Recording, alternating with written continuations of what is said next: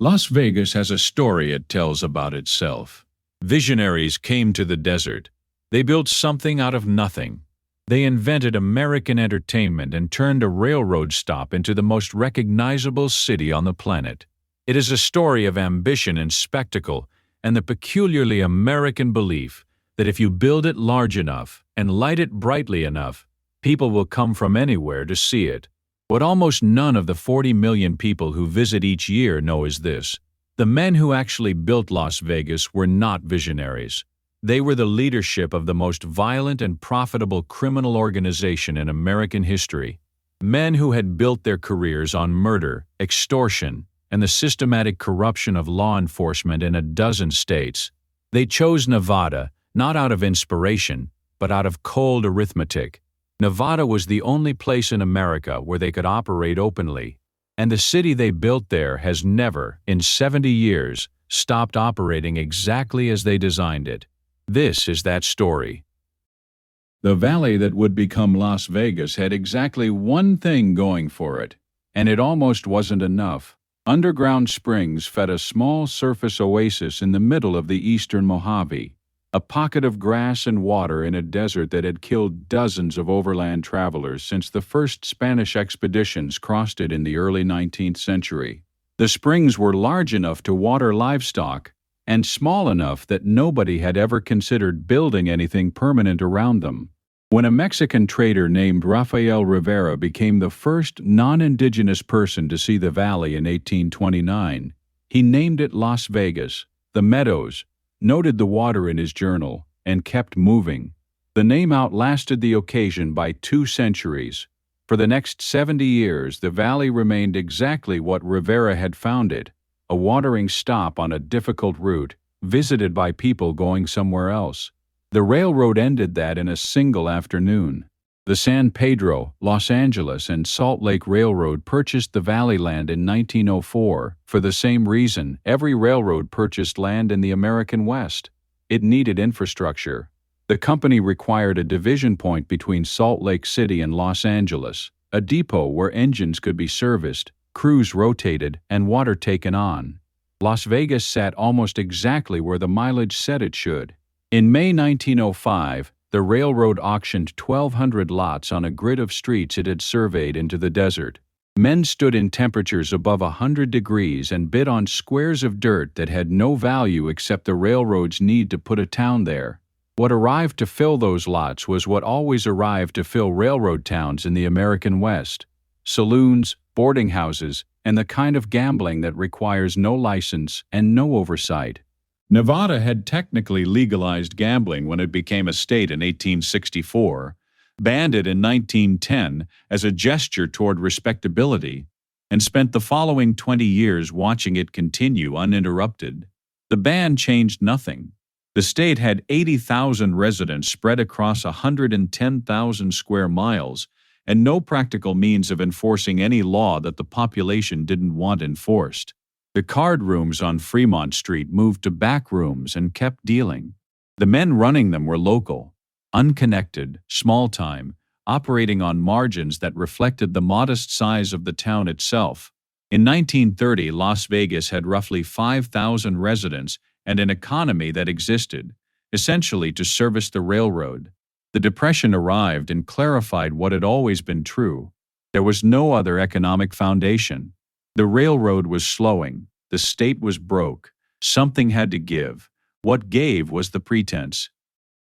The Nevada legislature convened in January 1931, facing a set of facts that admitted almost no pleasant interpretation. The state's mining revenues had collapsed.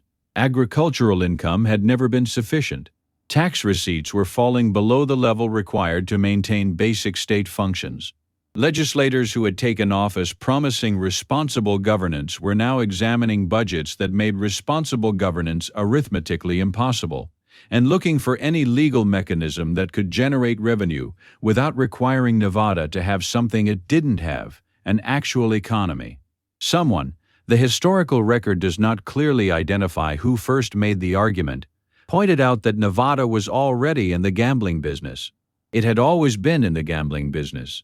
The difference between the current arrangement and legalization was that under the current arrangement, the state collected nothing. On March 19, 1931, Governor Fred Balzar signed Assembly Bill 98, and Nevada became the only state in America where casino gambling was legal, licensed, and taxed. The vote in the legislature was not close. The second event that made Las Vegas happened 40 miles southeast of town, where the federal government had broken ground on a dam across the Colorado River. The Hoover Dam was the largest construction project in American history. At peak employment, it put more than 5,000 men to work in conditions that would be illegal today. Summer temperatures above 120 degrees in the canyon, carbon monoxide accumulations in the tunnel, bore that killed workers who were told the air was safe, physical dangers so constant that 96 men died in direct construction accidents before the dam was finished. The government housed the workforce in Boulder City, a federally administered town where alcohol, gambling, and prostitution were prohibited by federal regulation. Las Vegas was 40 miles north. Las Vegas now had all three, one of them sanctioned by the state of Nevada. The money came down the highway every payday with a regularity that transformed Fremont Street. The Northern Club, the Boulder Club, the Las Vegas Club, licensed establishments opened in rapid succession to absorb the dam workers' wages. When the dam finished in 1935, and the workforce dispersed, the tourist traffic to the dam itself replaced it. The structure drew hundreds of thousands of visitors annually in its first years, and those visitors drove through Las Vegas. The town had learned in 4 years what a steady stream of working people with disposable income was worth. In 1931, Nevada collected negligible tax revenue from gambling. By 1940, gaming taxes were funding a meaningful share of state government, and Las Vegas had 8,000 residents, a functioning tourist economy, and a physical infrastructure, paved highway to Los Angeles, municipal water, electrical grid, that had not existed a decade earlier. It was still nothing by the standards of what was coming. The games were crude. The hotels were modest. The regulatory apparatus was a skeleton staff that processed license applications and conducted almost no enforcement. The men running the casinos were the same local small-timers who had been running the backroom card game since 1905, capable enough at what they were doing, utterly without the resources or the vision to build anything larger.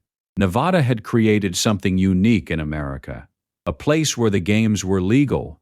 The oversight was thin. The location was 300 miles from the fastest-growing city in the country, and the political class had demonstrated across 3 decades that it would accept money without asking where it came from. The door was open. The lights were on. The men who would take Las Vegas were not looking for it in 1941. They were already running something far more profitable. The National Crime Syndicate, assembled in the early 1930s through a series of negotiations that Lucky Luciano, the most organizationally gifted American crime figure of the 20th century, brokered among the major criminal organizations of the East Coast and Midwest, was generating revenues in 1941 that dwarfed most legal American industries. It controlled the wire services that fed racing results to bookmakers across 20 states.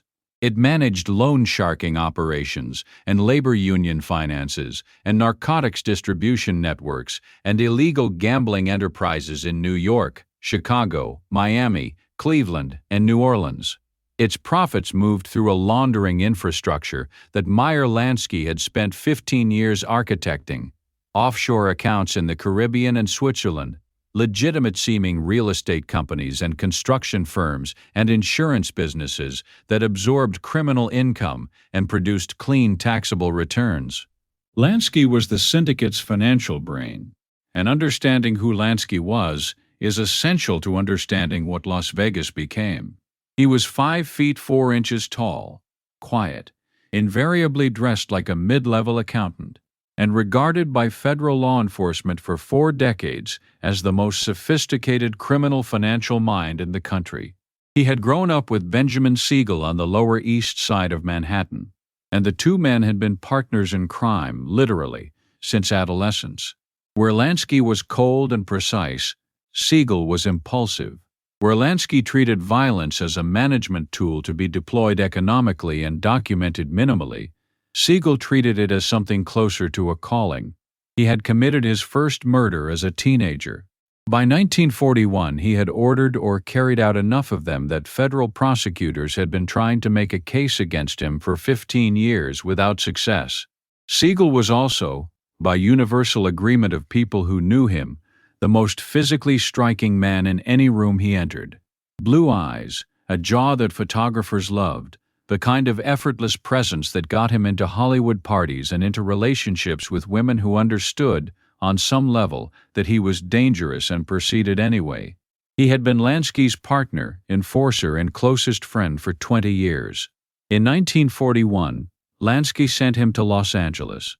The assignment was specific: manage the West Coast wire service, keep order among the California criminal operations, and expand the syndicate's footprint in a state whose post-war growth everyone could already see coming. Siegel was not sent to Nevada. Nevada was not part of the plan. But Siegel drove to Las Vegas at some point in 1944 or early 1945. The exact date is not in the record. What is in the record is what he concluded when he got there, because he spent the months that followed making his case to Lansky with the specificity of a man who had done the arithmetic. The war was ending. California was filling with workers and soldiers and federal contract money, and when the war ended, that money would not vanish. It would convert into a post-war consumer economy of a scale the country had never seen. Los Angeles alone was projected to grow by hundreds of thousands of residents in the decade ahead. Las Vegas was 300 miles away, a long day's drive, a night train, and Nevada was the only jurisdiction in America where the games were legal. What Siegel proposed was not a better version of the existing Las Vegas product. The existing product, sawdust floors, nickel slots, fold-up card tables in low-ceilinged rooms, was designed for transient workers with modest stakes. Siegel was proposing something for a different customer, the post-war American with real money and a desire to feel, for a weekend, that they had arrived somewhere. A genuine resort, air conditioning, a pool, a showroom with national talent, restaurants with actual chefs, hotel rooms that cost real money and delivered real comfort, the psychological architecture of luxury, not wealth itself, which most visitors wouldn't have, but the feeling of it, which Siegel understood from long experience was what people actually paid for. He called it the Flamingo. The syndicate approved the investment in 1945, and the money came from everywhere the syndicate had money: New York, Chicago, Cleveland, Miami. The exact figure has never been established because the financial records were constructed specifically to resist examination. But organized crime historians have estimated the initial capitalization at between $1 and $6 million, an investment of a scale that, in 1945, reflected genuine institutional commitment to the project. Siegel broke ground in December 1945, and the construction that followed was a masterclass in how to destroy a budget. The problems were not primarily corruption, though there was almost certainly corruption. The problems were primarily Siegel. He had the instincts of a man who had spent his entire adult life making decisions by force of will, and those instincts were catastrophic in a construction context. He changed the architectural drawings repeatedly. Walls moved, rooms redesigned, the plumbing reconfigured after it had already been installed. He specified premium materials, particular copper pipe fittings, specific grades of lumber, custom carpet patterns that had to be sourced and shipped in a post-war market where construction supplies were short and expensive. He hired contractors and fired them. He demanded timelines that the conditions made impossible and reacted to the impossibility by firing more contractors. His girlfriend, Virginia Hill, managed portions of the project finances. Hill was a figure of considerable sophistication in her own right. She had worked as a courier and money handler for the Chicago outfit for years, and had a long history in the upper reaches of organized crime society. But Lansky and others in the syndicate had concluded by mid-1946 that money was leaving the Flamingo project through channels they couldn't account for. The specific allegation was that Hill had established accounts in Switzerland where construction funds were being redirected. Whether this was accurate, partially accurate, or a rumor that grew in the retelling has never been definitively established. What is established is the cost. The Flamingo, budgeted at various points between $1 and $2 million, had consumed $6 million by December 1946. The opening was scheduled for December 26th. Siegel had promised a Hollywood premiere, a charter flight from Los Angeles carrying studio names, the kind of talent whose presence at an opening generated coverage and conferred legitimacy. On opening night, it rained. The charter was grounded. The celebrities who showed up had driven, and many had turned back. The hotel rooms were unfinished, which meant guests who had made reservations were turned away. The air conditioning was malfunctioning. Several of the restaurants were not yet operational. The casino opened, and the house won, as it always does. It won approximately $300,000 less than it needed to begin covering what Siegel had spent building the room it was winning in. He closed the casino in late January 1947, reopened in March with the hotel complete. The numbers improved, not nearly enough. The conversations happening in New York and Miami in the spring of 1947 were not conversations Siegel was invited to. He was not hearing what was being said about him, about Virginia Hill, about the Swiss accounts. He was in Los Angeles, working the phones, convinced that the Flamingo needed more time, and that time was something he was going to get. On June 20th, 1947, Benjamin Siegel was sitting in the living room of Virginia Hill's rented house on Linden Drive in Beverly Hills, reading the Los Angeles Times. Virginia was in Europe. At 10:45 p.m., 9 rounds from a military carbine came through the window. 4 hit Siegel. 1 passed through his right eye. He was 41 years old. 20 minutes later, 3 men arrived at the Flamingo and took over management. They had been sent from New York. The case was never solved.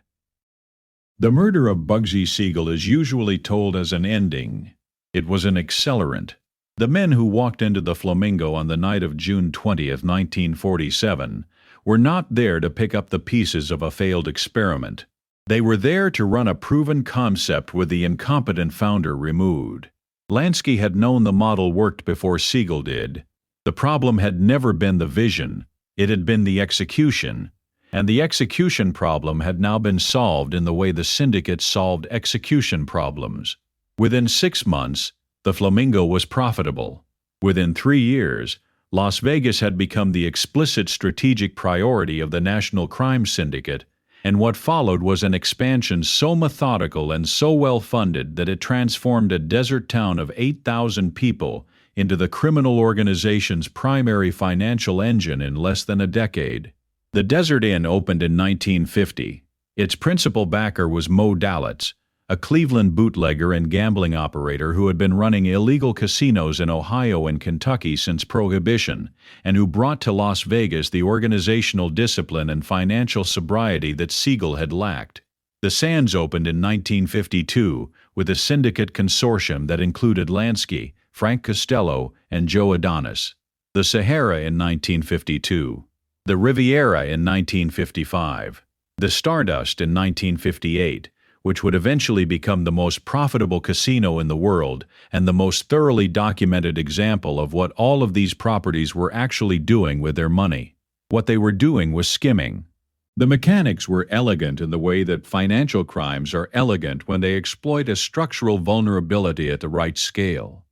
A casino's revenue flows from the floor to a count room, where it is tallied and recorded, and forms the basis for the tax calculation. The count room is the official record. What happens before the count room, how the money moves from the slot machines and the tables to the bags that carry it to the count room, is invisible to any outside observer. The syndicate placed its own people at every point in that chain. Cash was drawn off before it reached the count room in amounts calibrated to fall below the threshold of obvious discrepancy. Not enough to show up clearly in any single day's variance, but consistent enough that, across a month of operation at the Stardust's volume, the FBI would eventually estimate the skim at between $400,000 and $600,000 per month. That money moved through couriers to the Bahamas, to Switzerland, to the real estate companies and construction firms and insurance businesses that Lansky had spent 20 years building as laundering infrastructure. The Nevada Gaming Control Board, established in 1955, could audit the casinos and find nothing, because the books were accurate records of the money that reached the count room. The crime was invisible to any audit that started there. The regulatory apparatus Nevada had built was examining a record of what remained after the crime had already occurred and finding it in order. The federal government understood this. Robert Kennedy, serving as chief counsel to the Senate's McClellan Committee on Organized Crime in 1957 and 1958, built one of the most comprehensive documented cases against the Las Vegas mob that had yet been assembled. The Kefauver Committee had done similar work 7 years earlier. The FBI had been conducting surveillance of Las Vegas operations since the early 1950s and accumulating evidence at a scale that should, in a functional system, have resulted in prosecutions. Nothing happened. Not quickly. Not on the timeline that the scale of the crime warranted. Understanding why requires understanding Nevada's position, which was not complicated. The gaming taxes that the syndicate paid on the money that did reach the count room, the legal portion of revenues that dwarfed the skim, were funding Nevada's schools, its roads, its government salaries, its bond obligations. The casino employees whose paychecks came from syndicate-owned properties numbered in the tens of thousands. The small businesses, the service industries, the entire economic ecosystem of Clark County existed in relationship to the casino economy. To dismantle the syndicate's control of Las Vegas was to dismantle the thing that Nevada ran on. Nevada's congressional delegation was not going to facilitate that. The politicians whose campaigns were funded by the casino industry, directly or through chains of contribution that were not difficult to trace, were not going to facilitate it. And the syndicate, which had spent 30 years developing a sophisticated operational understanding of how to manage law enforcement, knew exactly which investigations could be slowed, which witnesses could be made unavailable, and which prosecutors were operating in jurisdictions where the local political climate provided insulation. The FBI had files. The files accumulated. The skim continued. What changed Las Vegas was not law enforcement. It was a recluse with $500 million and nowhere comfortable to sleep. Howard Hughes arrived in Las Vegas in November 1966 on a private train, was carried on a stretcher to the penthouse of the Desert Inn, and proceeded to spend the next 4 years buying the city. He had just sold his TWA shares for $546 million, the largest single personal financial transaction in American history to that point. He was pathologically reclusive, medicated into a state that people close to him described as functional but profoundly altered, and for reasons that have never been entirely explained, he had decided that Las Vegas was where he wanted to be, and that the people currently running it were not people he wanted around him. He bought the Desert Inn, the Sands, the Castaways, the Frontier, the Silver Slipper. He paid premiums that the syndicate's representatives found remarkable and accepted gratefully. The sellers were not surrendering out of civic virtue. They were reading the same environment that Lansky had been reading since the early 1960s. The federal government was getting more serious. The Tax Reform Act of 1969 was going to impose accounting standards that would make the skim far more visible, and the era of frictionless criminal operation in Nevada was drawing to a close. Hughes was offering a way out at extraordinary prices. They took it. The machine didn't stop. It was simply sold. By the mid-1970s, Las Vegas was presenting a new face to the world, and the world was accepting it. The corporations that replaced the syndicate as casino owners, Hilton Hotels Corporation, which acquired the Flamingo and the Las Vegas Hilton, Kirk Kerkorian, who built the MGM Grand, Del Webb, which had been building in Nevada since the Flamingo's construction era, were publicly traded companies with shareholder reports and SEC filings and boards of directors. They submitted to regulation. They paid audited taxes. They brought to Las Vegas the institutional credibility that the syndicate, for all its sophistication, had never been able to manufacture. What they did not bring was a new model. They brought capital and legitimacy to a model that someone else had designed.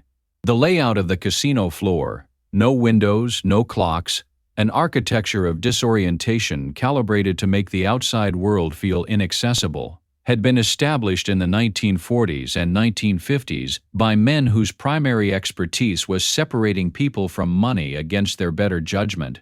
The relationship between the hotel and the casino, the showroom and the gambling floor, the complimentary drink and the table minimum, had been engineered by the same men. The psychological logic of Las Vegas, that a person who feels wealthy, pampered, and temporarily free from ordinary life will spend money at a rate they would never sustain at home, was Bugsy Siegel's contribution, refined by Lansky's financial architecture and proven across 20 years of syndicate operation. The corporations inherited this logic and applied it at scales the syndicate had never reached. In 1977, New Jersey legalized casino gambling in Atlantic City. In 1986, Connecticut's Mashantucket Pequot tribe opened Foxwoods. Indian gaming expanded through federal legislation in 1988 and transformed the map of American gambling across the following decade. State lotteries multiplied. Sports betting legalized state by state through the 2010s and 2020s. By 2026, legal gambling of some form is available in 49 states. Every one of those operations, every tribal casino, every state lottery commission, every sportsbook application on a phone, traces its existence to the regulatory precedents Nevada established in 1931. And to the business model that the National Crime Syndicate built into an industry across the 20 years that followed. The scale changed, the ownership changed, the underlying logic did not. The history exhibits in the casino hotels on the Las Vegas Strip acknowledge this history in the way that institutions acknowledge uncomfortable origins, accurately and incompletely. Yes, there were gangsters. Yes, the early days were colorful. The implication is that this is old news, ancient history, a chapter closed by the corporate era. The Flamingo's lobby celebrates Bugsy Siegel as a romantic figure, the dreamer who saw a city in the desert. What the exhibits do not say is that the thing Siegel dreamed and the thing Hilton Hotels Corporation bought are the same machine. That the casino floor a visitor walks across today was designed by men who murdered people. That the absence of windows and clocks, the free drinks at the table, the ATM placed 12 feet from the slot machines, none of this was arrived at by accident or iteration. It was engineered by people who understood, from professional experience, exactly how to make human beings spend money they would not otherwise spend. Las Vegas was not reformed, it was rebranded. Return, for a moment, to where this began. 40 million people arrive in Las Vegas each year. They come through an airport that processes more passengers than most major international hubs. They check into rooms in hotels so large they have their own zip codes. They eat at restaurants run by chefs whose names they know from television. They watch residencies by performers who have sold out arenas on every continent. They gamble, most of them modestly, recreationally, within limits they set for themselves before they arrived. And they go home having had, in most cases, a good time. This is all true. Las Vegas is genuinely, demonstrably good at providing the experience it promises. The shows are excellent. The food is world-class. The hotels are comfortable. These things are not illusions. What almost none of those 40 million people understand is the nature of the machine they're feeding. The American government spent 3 decades trying to dismantle it. The McClellan Committee documented it. The FBI surveilled it. The Tax Reform Act of 1969 tightened the environment around it. Robert Kennedy understood its architecture in precise operational detail by 1958. None of this was sufficient to dismantle it, because the machine had been built into an economy that too many legitimate stakeholders depended on to survive. The casino workers, the hotel staff, the suppliers, the small businesses, the state government, everyone who benefited from Las Vegas being large and profitable and legal had an interest in the machine continuing to run. So it ran. The ownership changed. The suits changed. The machine didn't. What Lansky had understood, and what Siegel had grasped in his more intuitive way, was something that legitimate business eventually formalized into an entire discipline, that the most powerful product you can sell is not a thing, but a feeling.